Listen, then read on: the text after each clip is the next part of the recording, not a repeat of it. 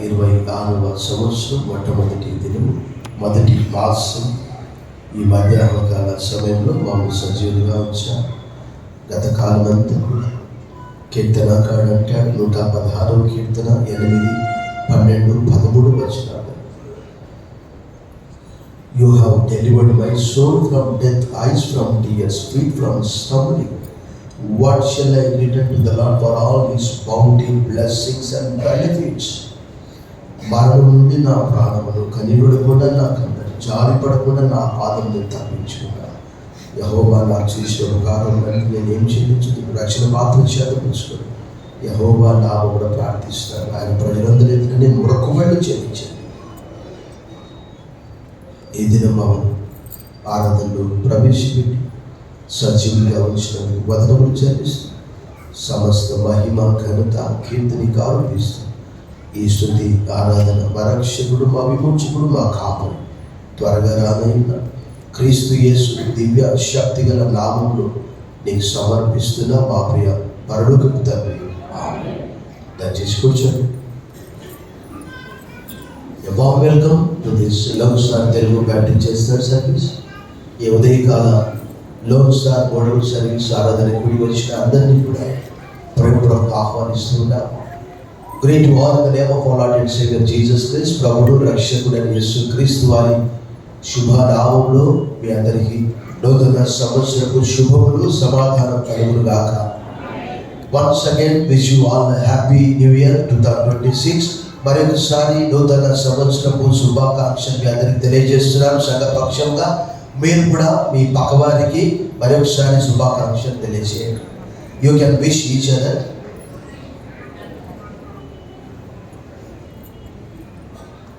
బిగ్గరగా చప్పట్లు కొట్టి మన ప్రభువును మహిమపరుద్దాం. బిగ్గరగా.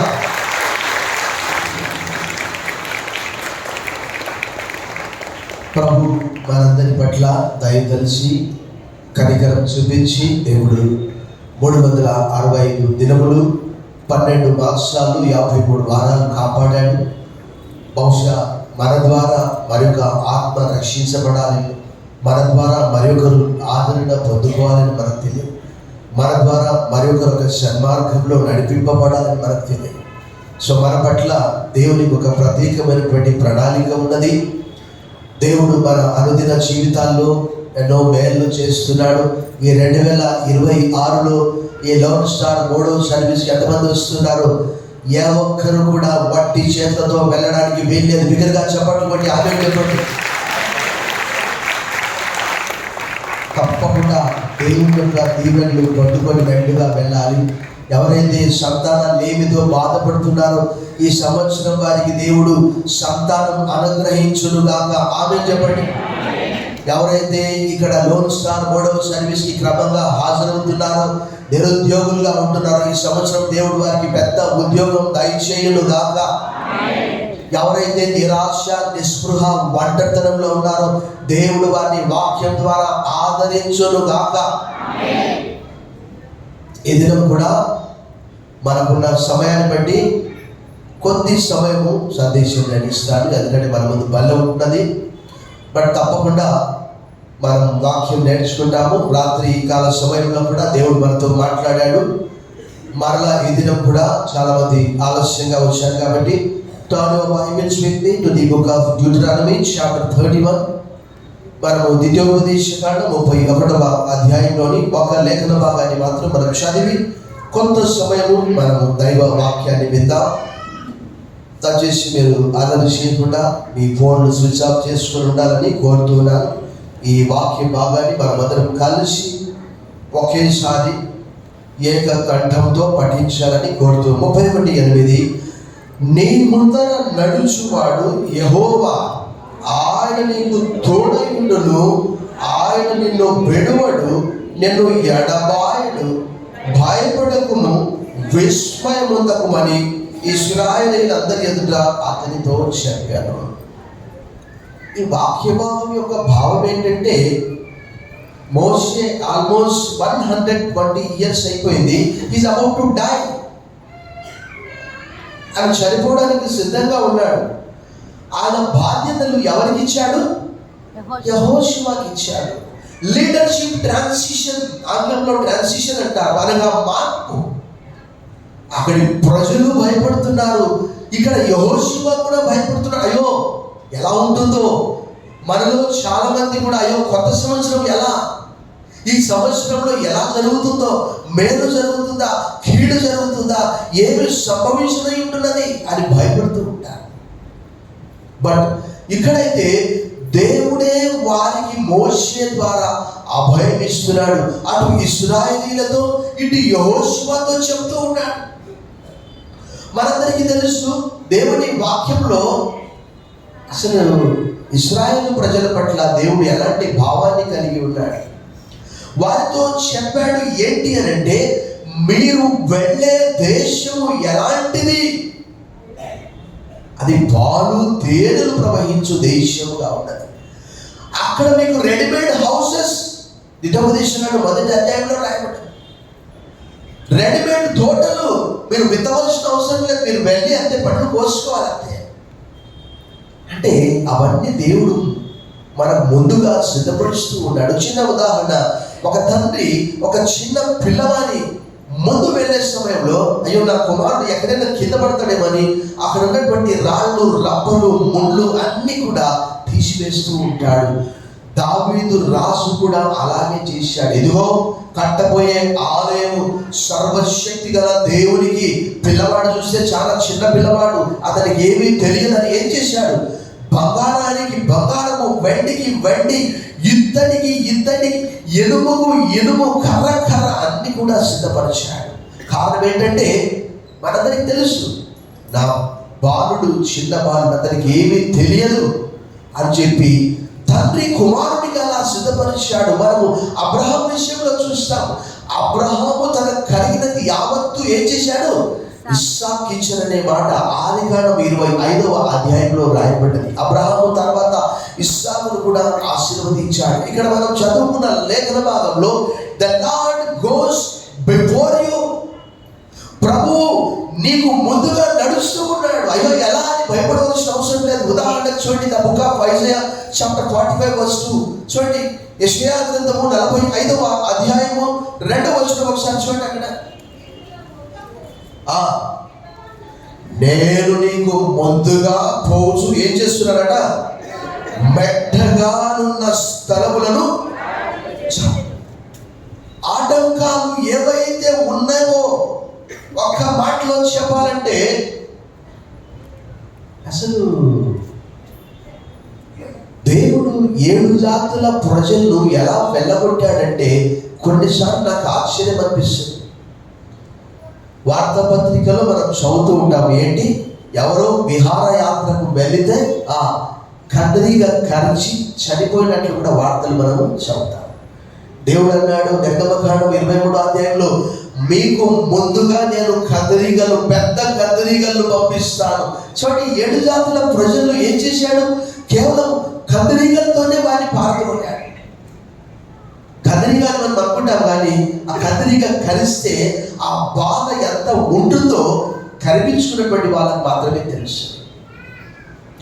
ప్రభునందు మిక్కిలి ప్రియులారా, ప్రభు ఈ సంవత్సరము నా భవిష్యత్ ఏమిటి, నేను గృహ నిర్మాణం చేసుకోవాలనుకుంటున్నాను, ఉద్యోగ ప్రయత్నం చేస్తున్నాను, సంతానం కొరకు ఎదురు చూస్తున్నాను, ప్రమోషన్ కొరకు ఎదురు చూస్తున్నాను, లోన్ కొరకు ఎదురు చూస్తున్నాను, ఏం జరుగుతుందో అని. We do not know about the year, but we know the God. సంవత్సరం గురించి మనకు తెలియదు, కానీ దావీదు అంటాడు, Lord my times are in your hands. 32వ కీర్తన 15వ వచనం, దేవా నా కాలగతులు నీ వశంలో ఉండమని అంటాడు. మన జీవితంలో ప్రతిదీ కూడా ప్రభువు అనుమతిస్తాడు, దాన్ని మనం అంగీకరిస్తాం, దాన్ని మనం స్వీకరిస్తాం. భవిష్యత్తు గురించినటువంటి ఆందోళన ఎవరికి కూడా బైబిల్లో భక్తులకు లేదు. పౌలు అంటాడు, I know whom I believe, I know whom I trust. నేను నమ్మిన వాడిని ఎరుగుతున్నాను అంటాడు. ఈ ఉదయకాలం ఇక్కడ మనం కూర్చున్నామంటే ఈ దినము దేవుడు మనందరినీ కూడా జ్ఞాపకం చేసుకున్నాడు. దేవుని వాక్యంలో రాయబడ్డది ఆదికాండం 19:29, ఆదికాండం 8:1 అక్కడ రాయబడ్డ మాట ఏంటి అని అంటే, దేవుడు నోవహు ఓడలో ఉన్న సమస్తాన్ని జ్ఞాపకం చేసుకున్నాడు. కుమారులు, కోడళ్ళు, పశుపక్షాదులు, అదే రీతిగా లోతును, అబ్రహామును దేవుడు జ్ఞాపకం చేసుకున్నట్టు మనందరినీ కూడా జ్ఞాపకం చేసుకున్నాడు. బిగ్గరగా చెప్పడం కూడా ప్రభువును భయపరచండి. బిగ్గరగా ఈ సంవత్సరము నీకంటే ముందుగా నీవు చేయవలసినటువంటి పనులు ఆయన నీకంటే ముందుగా వెళ్తూ ఉన్నాడు. దేవుని వాక్యము తెలియజేసినది మోషే యెహోషువకు అభయం ఇస్తున్నాడు. రెండవదిగా మనం చూస్తే చూడండి 32వ అధ్యాయంలో 8వ వచనంలో, నీ ముందర నడుచువాడు ఎవరట? యెహోవా, ఆయన నీకు he walks with you. ఆయన నీతో కూడా ఉన్నప్పుడు నువ్వు జలములలో పడి వెళ్ళినప్పుడు సైతం ఆ జలములు నేను ముంచివేయలేవు. నువ్వు అగ్నిలో పడి నడిచినప్పుడు సైతం అగ్ని నిన్ను కాల్చివేయలేదు. దావీదు ఇచ్చినటువంటి సాక్ష్యము, గాఢాంధకారపు లోయలో నేను సంచరించినను ఏ అపాయములకు భయపడను, నువ్వు నాకు తోడయుందువు, నీ దుడ్డు కర్ర నీ దండం నన్ను. ఇశ్రాయేలు ప్రజలు అయ్యో వాగ్దాన భూమిలో పోతే ఎలా ఉంటుందో, క్రొత్త ప్రాంతము ఏం జరుగుతుందో అని వారు భయపడుతూ ఉన్నారు, విస్మయపడుతూ ఉన్నారు. మనం కూడా మన జీవితంలో కొత్త ప్రాంతానికి వెళ్ళినప్పుడు, కొత్త వ్యాపారం, కొత్త ఉద్యోగము, వివాహం చేసుకున్న కొత్తలో కొత్త వ్యక్తుల మధ్యలో ఉన్నప్పుడు అవి ఏం జరుగుతుందో అని భయపడుతూ ఉంటాం. కానీ ఇక్కడ ఇశ్రాయేలీయులకు యెహోషువకు దేవుడు అక్కడ మనం చూస్తున్నాం. ఆ వాగ్దాన భూమి ఎలా ఉంటుందో మనకు తెలియదు. సంఖ్యాకాండంలో ముందుగా పంపించి అవన్నీ కూడా విచారణ చేసుకున్నారు బైబిల్ వారి ద్వారా. ద్వితీయోపదేశకాండం 1వ అధ్యాయంలో అదంతా స్పష్టంగా రాయబడ్డది. దేవుడు వారిని ఎలా అట, ఒక తండ్రి ఒక కుమారుని ఎలా ఎత్తుకుంటాడో అలా ఎత్తుకుంటాడట. ఒకసారి మనం ద్వితీయోపదేశకాండం 1వ అధ్యాయం చూసాం. ద్వితీయోపదేశకాండం 1వ అధ్యాయంలో ఈ లేఖన భాగాన్ని మనం చదువుతాం. ద్వితీయోపదేశకాండము 1వ అధ్యాయము 31వ వచనం, ఐగుప్తులోను అరణ్యంలోను మీ కొరకు చేసినట్టు మీ పక్షముగా యుద్ధము చేయు. మీరు ఈ చోటికి చేరు వరకు మీరు వచ్చిన మార్గం అంతట్లోనూ మనుష్యుడు తన కుమారుని ఎత్తుకొన్నట్లు మీ దేవుడైన యెహోవా మిమ్మల్ని ఎత్తుకొని వచ్చిన సంగతి ఏంటండి? ఒకరు కాదు, ఇద్దరు కాదు. దైవ గ్రంథము తెలియజేస్తున్నది. నిర్గమకాండం 12:37, సంఖ్యాకాండం 11:21, 6 లక్షల మంది, ఒకరు కాదు, ఇద్దరు కాదు. అక్కడ రాయబడ్డ మీరు సంఖ్య చూసుకోవచ్చు. ఎలాంటి దేవుడు ప్రపంచంలో వారు ఆ ఐగుప్తు నుంచి బయటికి వచ్చినప్పుడు సైతం వారు భయపడ్డారు. వెనక చూస్తే ఫరో సైన్యం, ముందు చూస్తే ఎర్ర సముద్రం ఉన్నది. అప్పుడు మోషే అన్నాడు, మేము చూస్తున్నటువంటి ఈ ఐగుప్తు సైన్యాన్ని ఇక మీదట చూడండి. దేవుని వాక్యంలో రాయబడ్డది, battle belongs to the Lord. యుద్ధము యెహోవాదే. ఈ అరణ్యంలో వారిని ఆహారంతో పోషించాడు. వారు రాత్రి దేవుని వాక్యము తెలియజేసింది. ఈ అరణ్యంలో వారిని ఒక తండ్రి కుమారుని ఎలా ఎత్తుకుంటాడో అలా ఎత్తుకొని నడిపించాడట. అందుకే భక్తుడు దావీదు అంటాడు, even though if I walk in the valley of darkness, గాఢాంధకారపు లోయ కావచ్చు, ఐ ఫియర్ నో ఈవిల్, నేను భయపడను, ఎందుకంటే నా దేవుడు నాతో కూడా ఉన్నాడు. బిగ్గరగా చెప్పండి, కొన్ని ప్రభువును భయపరచండి.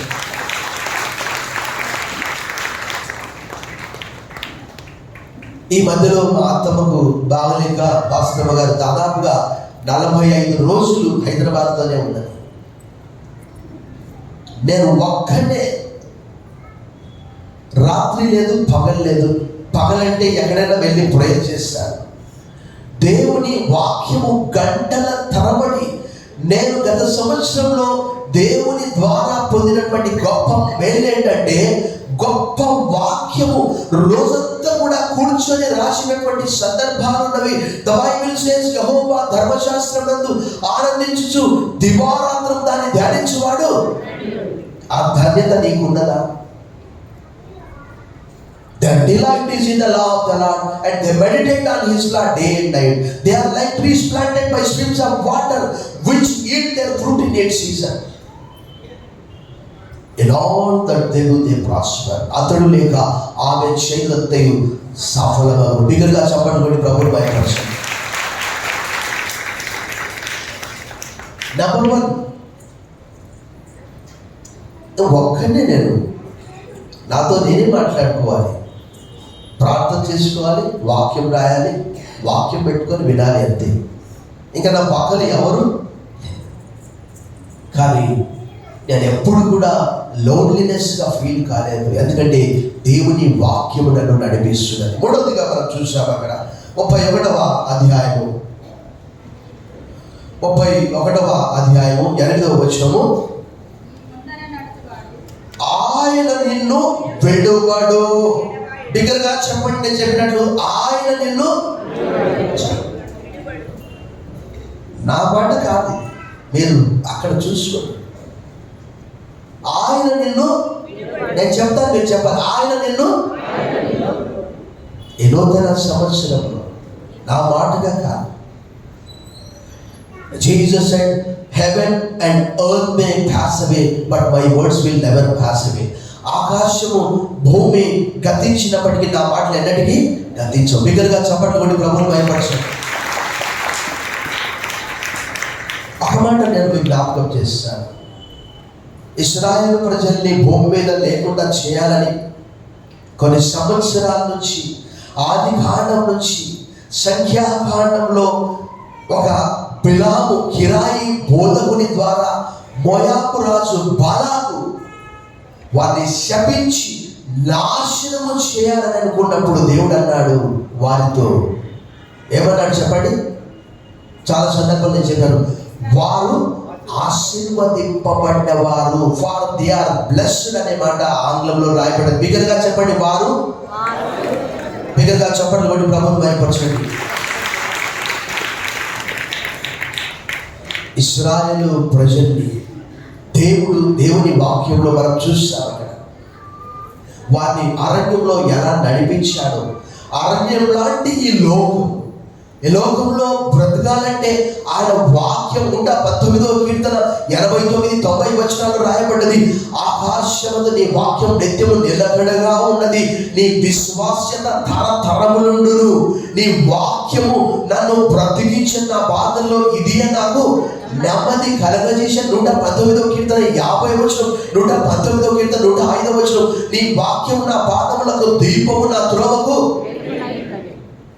ఈ పాప లోకంలో దేవుని వాక్యం తెలియజేస్తున్నది, I will never leave you nor forsake you. Let us start our Bibles with the letter of Paul to the Hebrews chapter 13 verse 5. హెబ్రీయులకు రాసిన పత్రిక 13వ అధ్యాయం 5వ వచనం మనం చూసాం. అక్కడ ఏమని రాయబడ్డది? ధనాపేక్ష లేని వారై మీకు కలిగిన వాటితో తృప్తి పొంది ఉండుడి. నిన్ను ఏమాత్రమును, బిగ్గరగా చదవండి, డౌట్తో కాదు, నిన్ను ఏమాత్రమును, నిన్ను ఎన్నడూను ఎడబాయనని ఆయనే. కాబట్టి ప్రభువు నాకు సహాయుడు, నేను భయపడను, నరమాత్రుడు నాకేమి చేయగలడు అని మంచి ధైర్యముతో. ఇంతే కాదు,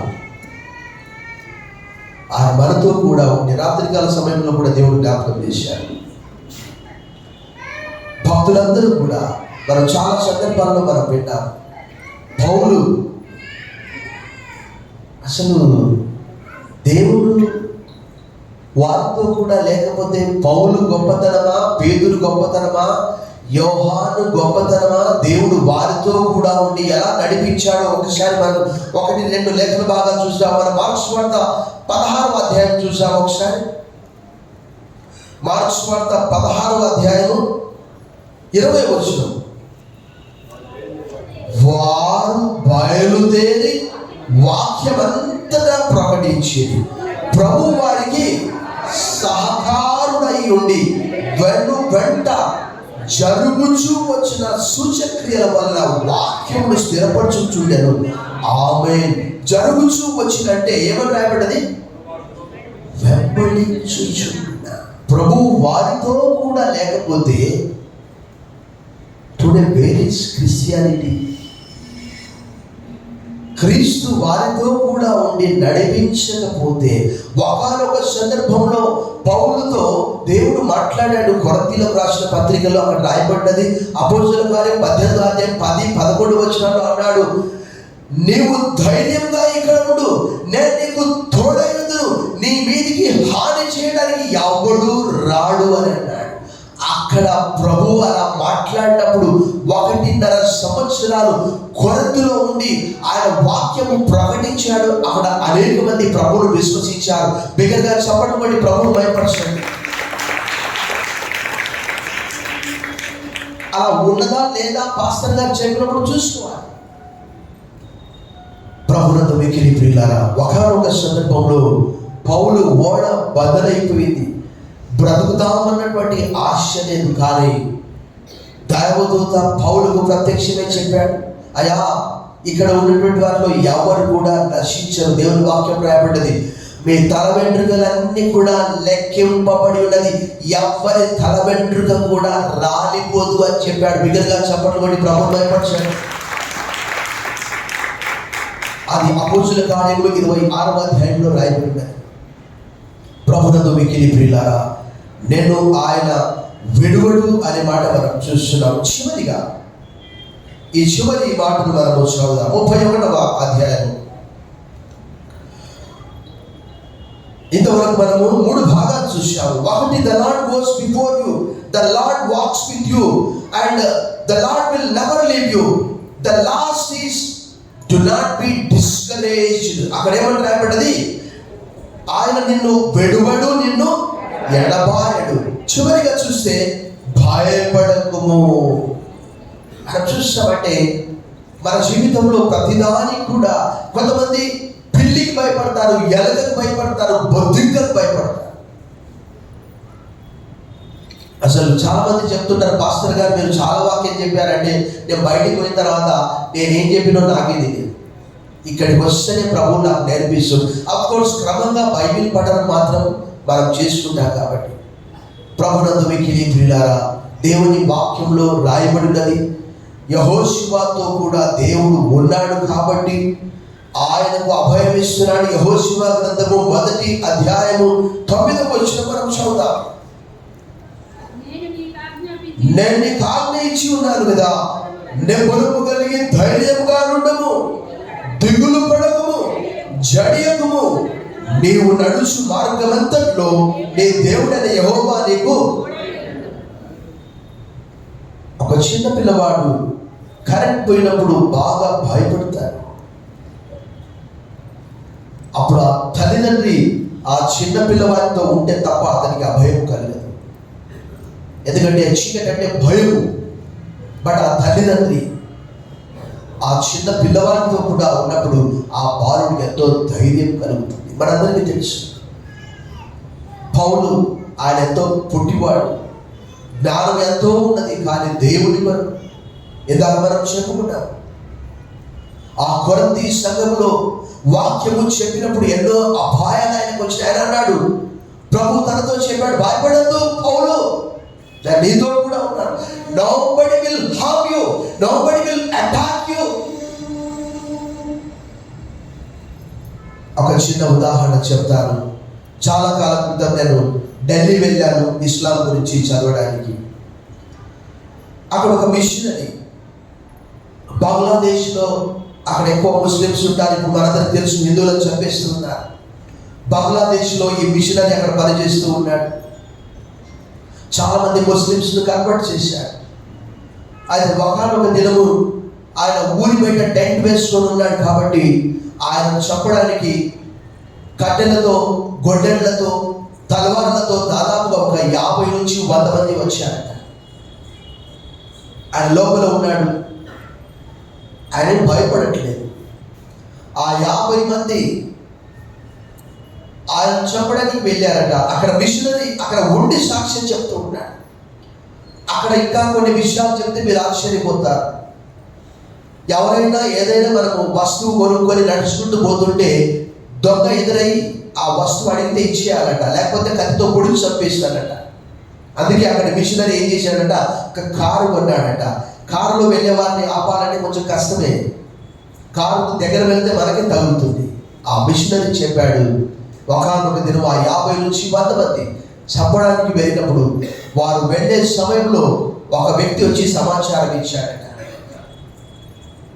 అయ్యా అక్కడ చాలా మంది ఉన్నారు, నాకైతే తెలియదు కానీ ఎంతో మంది అక్కడ కనిపెట్టుకొని ఉన్నట్టు నాకు అనిపిస్తున్నది అంటే వారందరూ కూడా తిరిగి వెళ్ళారట.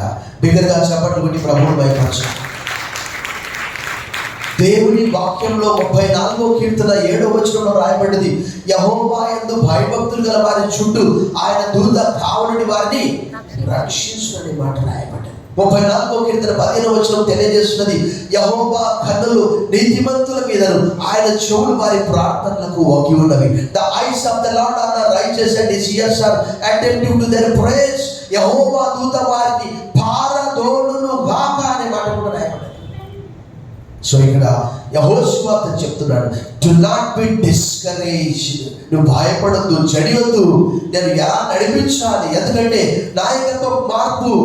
మోషేకే తిరుగుబాటు చేశారు. నిర్గమకాండం 17వ అధ్యాయంలో మస్సా మేరీ అంటే వివాదం అనే మాట అక్కడ రాయబడ్డది. ఆ వివాదాస్పదమైనటువంటి జలములు వారు అక్కడ తాగారు. మోషేని రాళ్ళతో కొట్టి, ఆహారంను రాళ్ళతో కొట్టి తిరిగి వెళ్ళిపోవాలి ఐగుప్తుకు ప్రయత్నం చేశారు. అక్కడ రాయబడినది నిర్గమకాండం 17వ అధ్యాయం.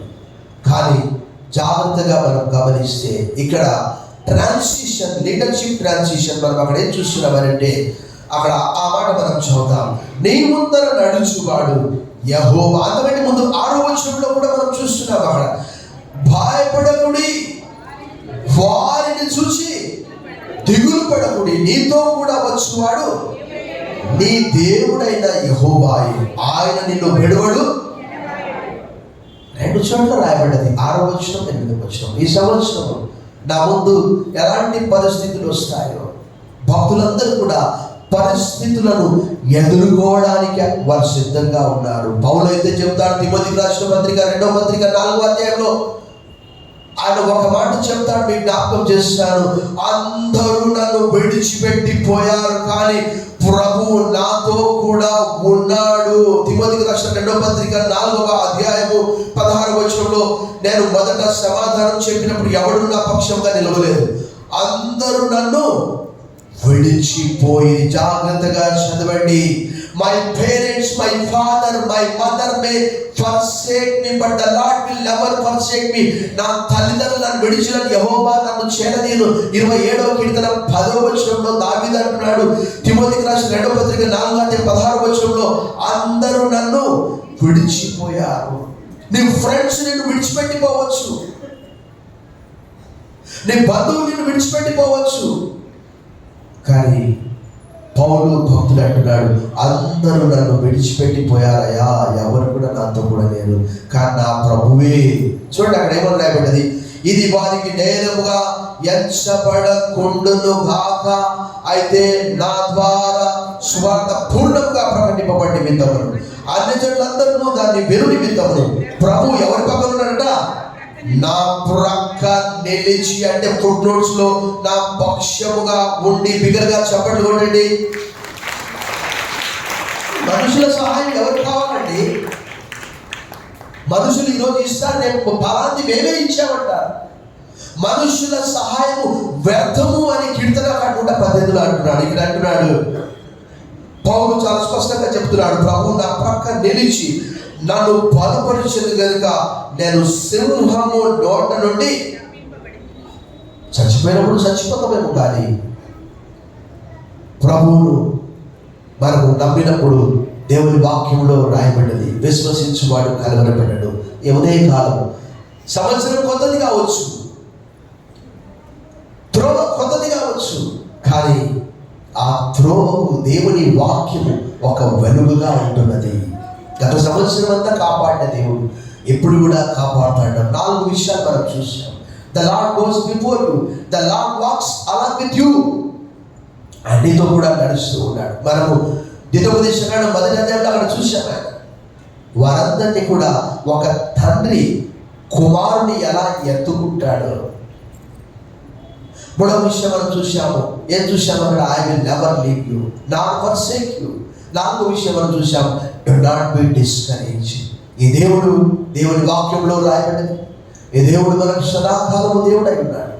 ఆయన మరణం వరకు మనల్ని నడిపించు. ఈ నూతన సంవత్సరంలో కూడా ప్రభు మనందరినీ నడిపించును గాక. ఆమేన్. సమయంలో ప్రార్థన సహోదరి బిందు.